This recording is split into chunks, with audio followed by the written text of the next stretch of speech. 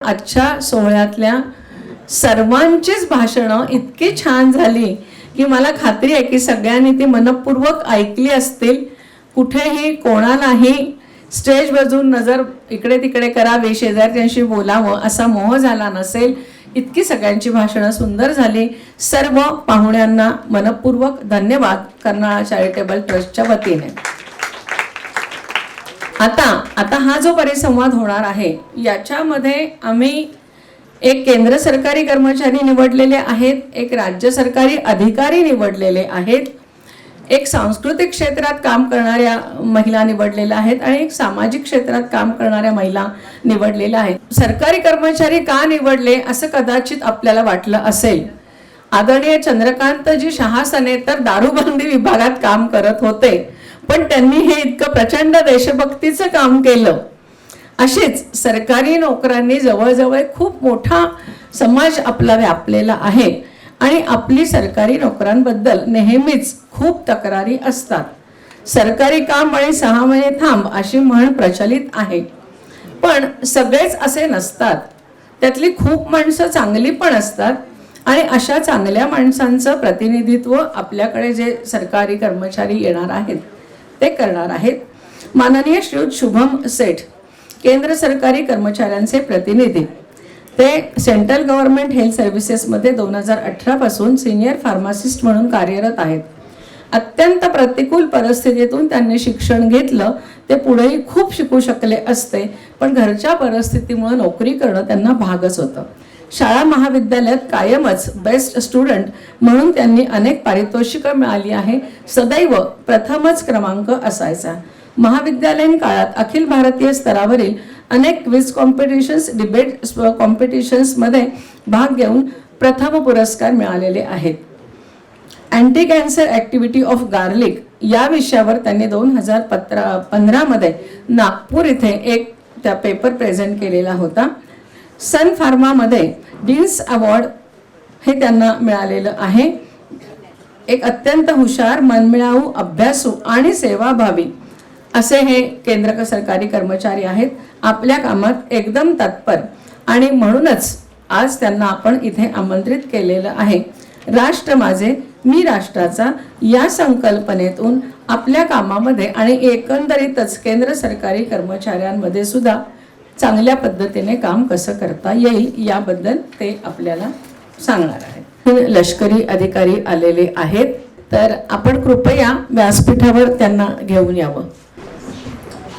नमस्कार, मैं शुभम ऋषि सेठ, सीनियर फार्मासिस्ट, केंद्र सरकार स्वास्थ्य योजना पुणे से उपस्थित सभी मान्यवरों व विचारशील श्रोताओं का कर्नाळा चैरिटेबल ट्रस्ट द्वारा आयोजित राष्ट्रभक्ति एवं राष्ट्र प्रेम को समर्पित इस साहित्य सम्मेलन में तहे दिल से स्वागत करता हूं. साथ ही कर्नाळा चैरिटेबल ट्रस्ट का इस अभूतपूर्व साहित्य सम्मेलन को आयोजित करने के लिए हृदय की गहराइयों से अभिनंदन करता हूं. आज का मेरा विषय है, एक सरकारी कर्मचारी के नाते मैं अपने कर्तव्य का किस तरह निर्वहन कर रहा हूं. क्या है राष्ट्र सेवा, क्या है राष्ट्रभक्ति. छत्रपती शिवाजी महाराज की जय. आधी लगीन कोंढाण्याचं मग माझे रायबांचं, ऐसा कहते हुए जब तानाजी मालुसरे छत्रपति शिवाजी महाराज के स्वराज्य का सपना अपने कंधों पर लेते हैं तो वह है सच्ची राष्ट्रभक्ति, वह है सच्ची राष्ट्र सेवा. सामान्यतः हमारी मान्यता यह है कि यदि कोई व्यक्ति देश की सीमा पर एक सैनिक की भूमिका का निर्वहन करता है तो वह राष्ट्रभक्त है. यदि कोई व्यक्ति खाकी खाल पहनकर दिन रात एक करके शांति और अमन की बात करता है तो वह राष्ट्रभक्त है. लेकिन क्या राष्ट्रभक्ति की यही परिभाषा परिपूर्ण परिभाषा है? शायद नहीं. सिर्फ वही राष्ट्रभक्ति की श्रेणी में नहीं आता जो काम वह लोग कर रहे हैं. वह निश्चित ही राष्ट्रभक्ति है, इसमें संदेह करने के लिए कोई जगह नहीं. लेकिन सिर्फ उतनी ही भूमिका राष्ट्रभक्ति नहीं. मेरा मानना है कि राष्ट्रभक्ति की जो परिभाषा हम देते हैं वह बहुत ही संकुचित हो गई है. मेरा मानना है कि यदि कोई व्यक्ति सड़क पर पड़ा कूड़ा कचरा उठाकर पास के डस्टबिन में डालता है तो वह भी एक राष्ट्रभक्ति है. यदि कोई व्यक्ति कहीं एक पौधा लगाता है तो वह भी एक राष्ट्रभक्ति है। यदि कोई व्यक्ति उस पौधे को पानी देकर उसे बड़ा करने के लिए अपना कीमती समय देता है तो वह भी एक राष्ट्रभक्ति ही है। यदि एक सामान्य सा इंसान घर में वेस्ट होती बिजली को बचाने के लिए एक स्विच बंद करता है तो वह भी राष्ट्रभक्ति का ही एक उत्तम उदाहरण है। मेरा मानना है कि एक वृक्ष लगाने वाला, एक पेड़ लगाने वाला व्यक्ति ना सिर्फ एक पेड़ लगाता है, एक वृक्ष लगाता है, बल्कि राष्ट्र के हजारों नागरिकों के लिए सैकड़ों वर्षों की ऑक्सीजन की व्यवस्था भी वह करता है। मेरा मानना है यदि देश का एक युवा एक स्टार्टअप शुरू करता है, उस स्टार्टअप के माध्यम से दूसरे युवाओं को रोजगार देता है तो वह भी एक राष्ट्रभक्ति ही होगी। छोटे से छोटा उदाहरण जो मैंने अभी आपको बताया वह सभी राष्ट्रभक्ति के श्रेणी में आता है। असल में हमारी राष्ट्रभक्ति संकुचित नहीं हुई है, कहीं ना कहीं उस राष्ट्रभक्ति को लेकर हमारी व्याख्याएं संकुचित हो गई हैं। बात बहुत दूर की नहीं, लगभग 3 वर्ष पहले पास ही स्थित NIV पुणे की अधिकतम महिला वैज्ञानिकों ने जिस प्रकार दिन रात एक करके कोविड वैक्सीन का निर्माण किया, वह निर्माण सिर्फ भारत के लिए ही नहीं बल्कि समूचे विश्व के लिए था। मैं मानता हूं कि यह उनके ड्यूटी का, उनकी नौकरी का ही एक हिस्सा था, लेकिन क्या उन्हें यही मानना काफी होगा? क्या हमें उसे राष्ट्रभक्ति की परिभाषा से सुशोभित करना सही नहीं समझेंगे? अगर उसी कोविड काल को मैं फिर पुनः याद करूं, मानता हूं कि उस समय वो समय याद करने लायक बिल्कुल नहीं था।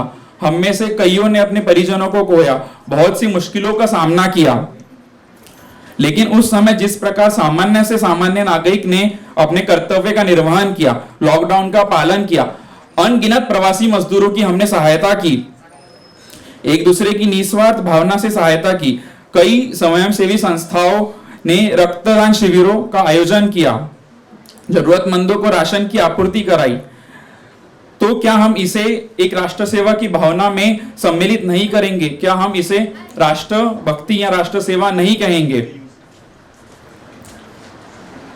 एक सरकारी कर्मचारी के नाते मैं यह जानता हूं और शायद कुछ हद तक मानता भी हूं कि यह हमारी सामान्य मान्यता है कि अधिकतर सरकारी कर्मचारी अपनी ड्यूटी पूरी निष्ठा से नहीं करते या फिर अपने काम में कहीं ना कहीं थोड़ी बहुत टाल मटोल तो कर ही लेते हैं। शायद कुछ हद तक आपके अनुभव और आपकी बातें सही भी हैं, लेकिन इसके लिए मैं आपको कुछ वर्ष या उससे भी थोड़ा पहले ले जाना चाहूंगा। बात 2 और 3 दिसंबर 1984 की मध्य रात्रि की है, जब भोपाल में एक बहुत ही दुखद दुर्घटना हुई जिसे हम आज भोपाल गैस ट्रेजेडी के नाम से जानते हैं। मैं उम्मीद करता हूं कि यहां मौजूद हर शख्स और इवन भारत का हर एक नागरिक उस दुखद दुर्घटना से परिचित होगा, लेकिन क्या हम यह जानते हैं कि किस तरह 2 सरकारी कर्मचारी, स्टेशन सुपरिटेंडेंट HS भुर्वे और डिप्टी स्टेशन सुपरिटेंडेंट गुलाम दस्तगीर, जो कि उस वक्त भोपाल जंक्शन पर अपनी ड्यूटी निभा रहे थे, अपने कर्तव्य का पालन कर रहे थे, उन्होंने किस तरह अपनी जान की परवाह ना करते हुए, अपने परिवार की परवाह ना करते हुए बॉम्बे गोरखपुर जैसी अनेक ट्रेनों को भोपाल जंक्शन पर रुकने से रोका, उनमें सवार अनगिनत प्रवासियों को उस भयावह हादसे का शिकार होने से बचाया। उस रात अपनी जान और सरकारी प्रोटोकॉल की परवाह ना करते हुए पूरी जिम्मेदारी से HS भुर्वे और गुलाम दस्तगीर जी ने वहां मौजूद बाकी रेल कर्मियों के साथ मिलकर उपलब्ध मालगाड़ियों में अधिकांश भोपाल वासियों को वहां से निकासित करने का प्रयास किए। इस प्रयास के दौरान ही उसी रात स्टेशन सुपरिटेंडेंट HS भुर्वे शहीद हो गए और उस गैस की वजह से कैंसर से ग्रस्त गुलाम दस्तगीर भी कुछ समय बाद उन्होंने अपने प्राण त्याग दिए। सरकारी कर्मियों के इस साहस को हम हमारी राष्ट्रभक्ति की व्याख्या में सम्मिलित नहीं करेंगे। हम अब भी यही मानेंगे, एक सरकारी कर्मचारी अपना कार्य पूरी निष्ठा या ईमानदारी से नहीं करते। माना कि कुछ लोग हैं जो अपने कर्तव्य को निभाने में कोताही बरतते हैं, लेकिन यह सिलसिला आज का नहीं, युगों का है। त्रेता युग में भी रावण ने सीता का अपहरण किया ही था, एक धोबी ने सीता पर उंगली उठाई ही थी, द्वापर युग में भी कंस ने भगवान कृष्ण के माता पिता को कारागृह में डाला ही था, लेकिन इसकी वजह से हम ये नहीं कहते कि त्रेता युग खराब था। वो खराब नहीं था क्योंकि वहां भगवान श्री राम की अच्छाई मौजूद थी। द्वापर युग खराब नहीं था क्योंकि वहां भगवान श्री कृष्ण की अच्छाई मौजूद थी। तो आज इस कलयुग में जहां गुलाम दस्तगीर और एच.एस. बुर्वे जैसे कर्मठ देश प्रेमी हो सरकारी, तो हम वहां सरकारी संस्था को हम पूरी तरह से खारिज कैसे कर सकते हैं, नकारा और निठल्ला कैसे कह सकते हैं। माना कि अंधेरा घना है, लेकिन दिया जलाना कहां मना है। इसके बाद मेरी कर्मभूमि केंद्र सरकार स्वास्थ्य योजना यानी कि CGHS की स्थापना सन 1954 में दिल्ली में मुख्यतः केंद्रीय कर्मचारियों को स्वास्थ्य सेवाएं प्रदान करने हेतु की गई थी। महाराष्ट्र में मुंबई एवं नागपुर के बाद सन 1978 में पुणे में CGHS की शुरुआत की गई। आज पूरे भारत में CGHS 45 लाख से ज्यादा कर्मचारियों, सेवानिवृत्तों से लेकर स्वतंत्रता सेनानी तक, मौजूदा व भूतपूर्व सांसदों से लेकर भारत के उपराष्ट्रपति तक को स्वास्थ्य सेवाएं दे रहा है। पुणे स्थित 9 वेलनेस सेंटर व छत्रपति संभाजी नगर स्थित एक सैटेलाइट वेलनेस सेंटर के माध्यम से CGHS पुणे आज अपने 1,40,000 से ज्यादा परिवारजनों को स्वास्थ्य सेवाएं प्रदान कर रहा है। CGHS में एक सामान्य सरकारी कर्मचारी व फार्मासिस्ट के तौर पर काम करते हुए भी मैं अपने कार्यक्षेत्र में रहकर राष्ट्र उत्थान में योगदान दे रहा हूं, ऐसा मेरा मानना है। एक फार्मासिस्ट के तौर पर मैं ये मानता हूं कि doctors give life to the patients through medicines, whereas pharmacists give life to the medicines through his knowledge and skills. Medicine निसंदेह, दवाइयां निसंदेह ही आपको ठीक करती हैं, लेकिन तभी जब आप उसे सही समय पर और सही मात्रा में लें। CGHS में एक फार्मासिस्ट के तौर पर कार्य करते हुए मैं युवा से लेकर बुजुर्ग तक हर उम्र व श्रेणी के लोगों की सहायता करता हूं और यही मेरा काम है, यही मेरी राष्ट्रभक्ति है। कई बीमारियां जो कि लाइफ थ्रेटनिंग या रेयर होती हैं, जिनमें जान की जोखिम होती है, कई बीमारियां जो बहुत ही कम पेशेंट्स में देखी जाती हैं, ऐसे पेशेंट्स को उनके जरूरत की दवाइयां सही समय पर उपलब्ध कराना मेरी जिम्मेदारी है, मेरा कर्तव्य है। एक सरकारी फार्मासिस्ट के पद पर काम करते हुए पेशेंट्स को दवाइयां सही समय पर उपलब्ध कराने के साथ साथ इन दवाइयों की खरीद में भी मेरा योगदान होता है। मैं ये मानता हूं कि ऐसे सरकारी खरीद के वक्त मेरा ये मानना है कि अच्छी से अच्छी गुणवत्ता की दवाई हम कम से कम सरकारी व्यय से उपलब्ध कराएं, जिससे सरकारी खजाने में भी बचत होगी। कई बार आपने दवाइयों के साइड इफेक्ट्स के बारे में सुना होगा। मेरे CGHS परिवार के सदस्यों को इनसे अवगत कराना, अगर गंभीर साइड इफेक्ट्स हों तो उन्हें सही समय से संबंधित अधिकारियों तक पहुंचाना मेरा कर्तव्य है और ये मेरे कार्यक्षेत्र में रहते हुए मेरे द्वारा अप्रत्यक्ष रूप से की गई राष्ट्रभक्ति ही है। मैं CGHS में काम करते हुए वहां आए हर व्यक्ति को एक पेशेंट या किसी लाभार्थी के नजरिए से देखने की बजाय CGHS परिवार के एक सदस्य के तौर पर देखता हूं। यह देश एक परिवार है और इस देश का हर नागरिक उस परिवार का सदस्य है और यह मेरी संकल्पना है। यह देश मेरा है और मैं इस देश का। इस संकल्पना के साथ काम करना ही मेरे कार्य को, मेरे कर्तव्य को, मेरी राष्ट्रभक्ति को और मेरे जीवन को यथार्थ रूप तक पहुंचाता है। मेरे अनुसार मेरे और मुझ जैसे अनगिनत सरकारी कर्मचारियों द्वारा अपने नियमों, अपने सीमित साधनों में की गई जनमानस की सेवा भी राष्ट्रभक्ति, राष्ट्र सेवा का एक उत्कृष्ट उदाहरण है। क्या एक सरकारी कर्मचारी द्वारा किया गया यह कार्य राष्ट्रभक्ति की विस्तृत परिभाषा की व्याख्या का हिस्सा नहीं बन सकता? क्या उन कर्मचारियों द्वारा राष्ट्र प्रगति और राष्ट्र उत्थान में योगदान नहीं हो सकता? हो सकता है और होना भी चाहिए। ना सिर्फ सरकारी कर्मचारी बल्कि देश का हर वो नागरिक जो शायद कहीं पर कूड़ा उठा रहा हो और डस्टबिन में डाल रहा हो, यहाँ एक वैज्ञानिक जो इसरो में बैठकर चंद्रयान का प्रक्षेपण कर रहा हो, सफल प्रक्षेपण कर रहा हो, उन सभी का कार्य हमें राष्ट्र भक्ति की भावना से देखना चाहिए।